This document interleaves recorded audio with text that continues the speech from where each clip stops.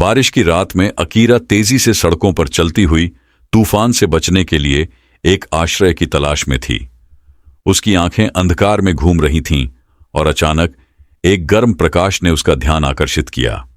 एक छोटा सुंदर घर उसके सामने खड़ा था, जिसकी खिड़कियां गर्म सुनहरे प्रकाश से जगमगा रही थीं। बिना हिचकिचाहट अकीरा ने दरवाजा खोला और अंदर घुस गई।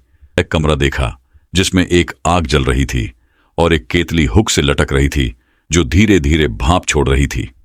एक बुजुर्ग महिला जिसके चेहरे पर एक दयालु मुस्कान थी और जिनके बालों में धूसर केश थे, ने अपनी बुनाई से देखा।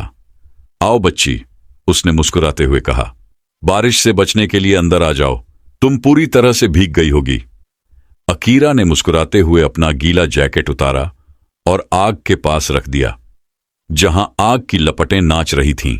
बुजुर्ग महिला ने उसे एक गर्म चाय का कप थमाया और अकीरा ने इसे आभारी होकर पिया, जिससे उसके ठंडे शरीर में गर्मी फैल गई। बुजुर्ग महिला की कहानियों को सुनती रही, जो गांव और उसके लोगों के बारे में थीं। बारिश छत पर गिरती रही, लेकिन अंदर सब कुछ आरामदायक और शांत था। अकीरा को एक सुरक्षित और सुहावना आश्रय मिला था, जैसे कि वह एक भूला हुआ घर में आ गई थी। जैसे ही रात बीतती गई, तूफान धीरे धीरे शांत हो गया और एक शांत सिलेंस ने इसकी जगह ले ली। अकीरा ने बुजुर्ग महिला को धन्यवाद दिया और जल्द ही वापस आने का वादा किया। जैसे ही वह रात में बाहर निकली, उसने खुद को तरोताजा और नवीनीकृत महसूस किया और उस सुहावना आश्रय के लिए आभारी महसूस किया जिसने उसे तूफान से बचाया था।